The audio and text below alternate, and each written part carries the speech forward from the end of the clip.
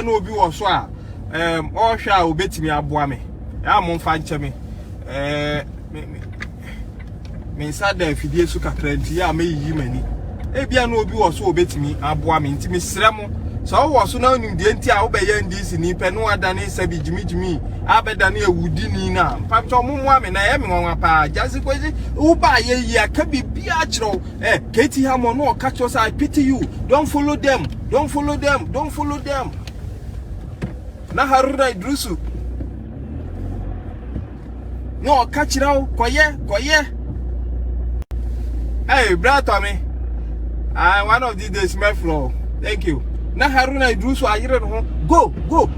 asam no so bia sida on president at the hot chase ya di kokot kra na ye mre ye hwe book no a judgment ye de ba na ano na ne afa na chese ya kenkan a kirew na to sesi a obe den ye hwe a oto akunya obe den usika na hye ye kodi ndc echi wa mu kra o mo be hyew ndc as a political party wa mu kra ye ba be hyew so that say enti wo hwe pa se papa panyini ni kasa hwe yi enu ansem a na nsan Harvard for friend no okoka yi akosai man no akosai Ghana okoye wose Ghana dia apura tete bansam ye no hwe a enye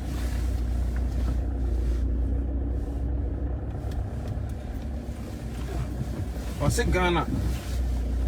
ye Ghana hwe a enyi cause ono oteso no ono John Dramani Mahama oteso no na Ghana ye da sum dum so mu 5 years no na ni economy ni ye sebi Islamika wan kasa se ye di nyansa e bobra baby akania ye dum kania for so many years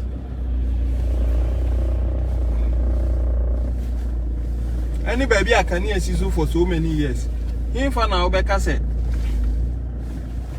eye enti papa ne de million mo obedem emra no be ye adwuma na ye be chechi o mu nyina baako eyebre obia wadi yesika bia no obedem na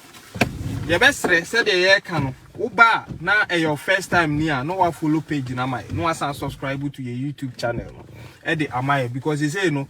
campaign no na ya sha ase no omo pese omo ya fa kwan bia so tumfuturu ye be sabi ye be so omo hwe amu afo omo chi ne amia kopem sa aba no emu anwa nyina be chi magu frampa emu ne de ache omo kosua no enti uba no wa follow page na my na wa share no wa woso so hu say fie TV the answers to such questions. You see, some American yes I know. This MP to former MP. Let me put that away. Say that you better say Jason I don't even know the name. You see, nipa papa penyushe ni mo for. Thank you, Gizi. Wako Bobra ewo Canada. You have acquired citizenship. That means when you went there, when you basa because in other jurisdictions, their course on Sani GDC course will be a way there a international. So now you cannot become a citizen or acquire a citizen of the country. And what me akwa jene kire se wa anye basa ewo ho no ma wo hwe nanima papa wo be as wo dwo ko mpen ho asem ni monyamfo. And so papa yetima man ho kwan ma ndisi fo de na ye drawa omo de na ye bait ahye ayi drawa na ma hye omo dra no ayi omo na mo wi omo ato na twene Jason kwachi kwa da fiase wo nkwa na obeko haruna idrusu no wono wo ye krem ni law ne lawyer certificate kita no yaje apo oko school wansua de apo ene oko boy kan mfancheme kanta and this obi e ono ne lawyer certificate what permit or grant him to become a lawyer no yaje every so et one more can emra chire mu chire wa na papa wo nso to abotinko MP keka uba bedi wakwatena Canada abobra chesa ben ndisi fo na afro bra na be wi abi o ba meboa wa hu di ato now we see this political party akromfo na ahyemu ma nyame yadmo ochina yebeka the 7 thieves, the 7 great atai munyi atai na munya na munche Haruna Drusu abangbagwe munkotu mo muje double salary for good 7 years ochina yebeka nwa 70 na ye nkoho enti bia na obi ewo anu ye bia wo moa me because me ho kire me to find a solution to such a question. Say, unipani nim nyansa okodwani NDC no adani within ewo mu abons wadani se bi jimi a de ne yahwe anyeye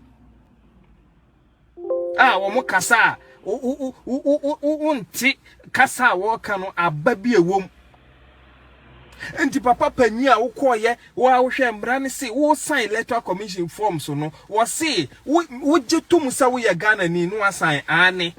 no asa akọ second one woje to mu sel Ghana ni nko na wo ya wo krofufuro bi nka ho no age so ane no asan o wo wia last one was me asumasi me je to mu sel information bi a me dia to anu ho ye krojin na se actually ye behu se ye ntro ni azan na me ye ya emre wo Ghana ni mi ni se de tie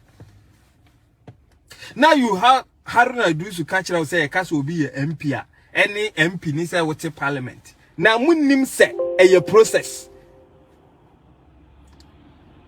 to become an MP no a process so to be an MP no it starts when the process starts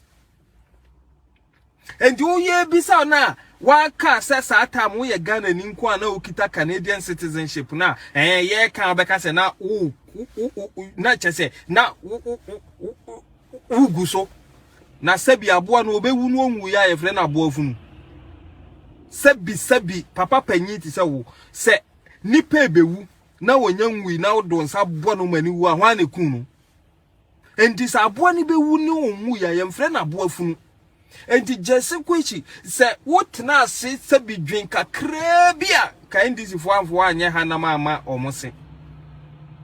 watima jeja ho papa panyi ama nkura we mu ti so asam no bi asida o Adamu Sakande wo MPP ni Boko Central Mahama Ayarega wono wotu a waye din no on say ebeboa o man no but ebekwatie ndisi nti wonka Mahama Ayarega mumbisa Mahama Ayarega say kwan be so no ofa so be MP 2008 ya to abano Boko Central MPP won Adamu Sakande enfunso Adamu Sakande ya nse owie ya no kura no wankore na sweti ne